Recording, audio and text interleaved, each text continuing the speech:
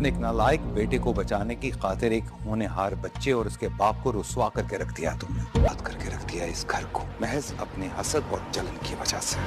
लगता है मेरे पास टाइम नहीं है, तुम बेटे को वापस ले आओ। बहन सारी जिंदगी मुझसे हमदर्दी का ड्रामा करती रही। मामू मुझे आपकी झूठी वकालत की अब जरूरत नहीं। आपकी बहन के लिए आपको शहरोज को बेनकाब करना पड़ेगा। तुम्हें मैंने अरेस्ट तो करवा दिया, अब फिक्र ना करो, सजा भी दिलवाऊं।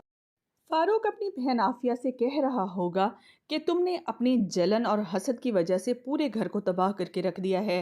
दोनों बाप बेटा कहीं भी मुंह दिखाने के काबिल नहीं रहे।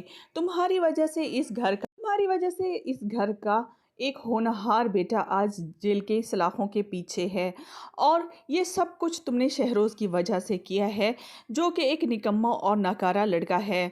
तुम्हें आखिरत में आखिर किसी को मुंह तो दिखाना है। तुमने ये कहकर फारूक और आफिया जब ये दोनों बातें कर रहे होंगे, अली नवाज़ वहाँ पर आ जाएगा और वो सारी बातें सुन लेगा। उसे सारी हकीकत वाज़े हो जाएगी कि शहरोज़ का ही ये सब कुछ किया धरा है।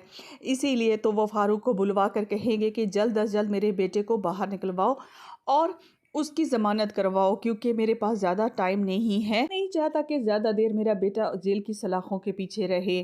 फारूक उसे तसल्ली देगा और वो राहिम के पास जाएगा, तो राहिम उसे कहेगा कि उसे उसके केस लड़ने की बिल्कुल भी ज़रूरत नहीं है, क्योंकि जिस तरह वो अपनी बहन और भांजे की तरफदारी कर रहा होता है, उसे यकीन होता है कि अब भी वो वैसे ही करने आया है।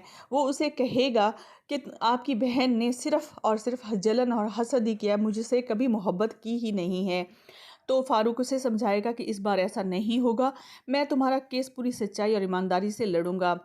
तो राहिम कहेगा कि इसके लिए आपको शहरोज़ के ख़िलाफ़ जाना पड़ेगा, क्या आप ऐसा कर सकेंगे?